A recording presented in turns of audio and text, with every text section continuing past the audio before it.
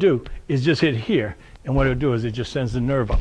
So from there, and it'll deaden the arm. It'll deaden the arm in what you're doing.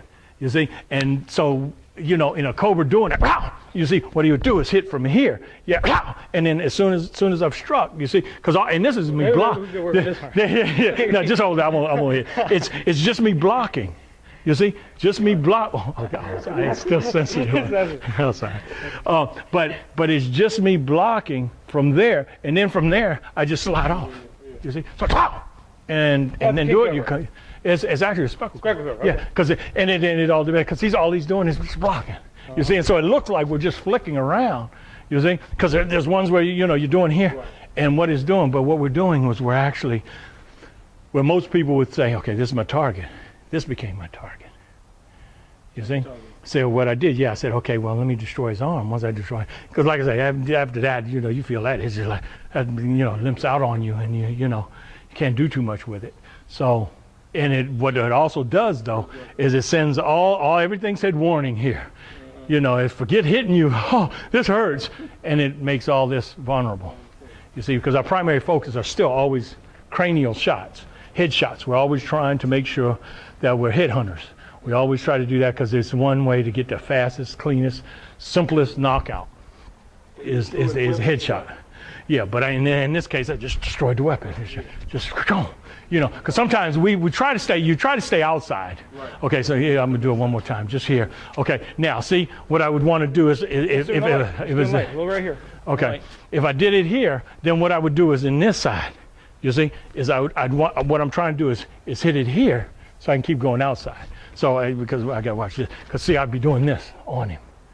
You see, so it still hurts because what I'm doing is I'm still catching. See, I'm catching him here. I'm catching him here, and then here I can poke him like that at that point. You see, see. So what I'm doing is all I'm doing is activating the sensitivity, and this is more of a ideal.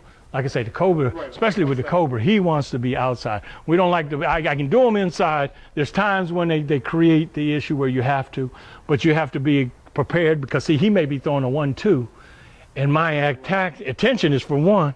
Then I've got to make sure I get that and still do what I have to do. You see, so I have to make sure as I do this that I'm working. How they say, I'm working my way out. Because again, you got stuff that's going to be going pop pop, you see, and I'm trying to do the same thing. You see, I'm trying to get through there the same way because it may be, I just have to block, and then come back and slap him. But the thing that you have to keep in mind is that a lot of those things, are if it doesn't happen, it's almost like if it doesn't happen I know this sounds strange, in the first move, then 9 times out of 10, a lot of that stuff ain't gonna happen at all. So that's what you got to kind of keep in mind. That's why we don't want to get too much on how fancy we can make these pressure point manipulations, because at a slow motion it's real easy. But when this guy, I always try to tell people, ask yourself, whatever technique you're doing, would it work on you? And then you just stop and think, because we all it's like, oh no, that ain't gonna happen on me. Then would you practice it? Or does that mean you just got to get better on both sides? So I use it, to me, I use it as a training tool for me to push me. If I say, okay, I'm fast, I say, but could I stop myself?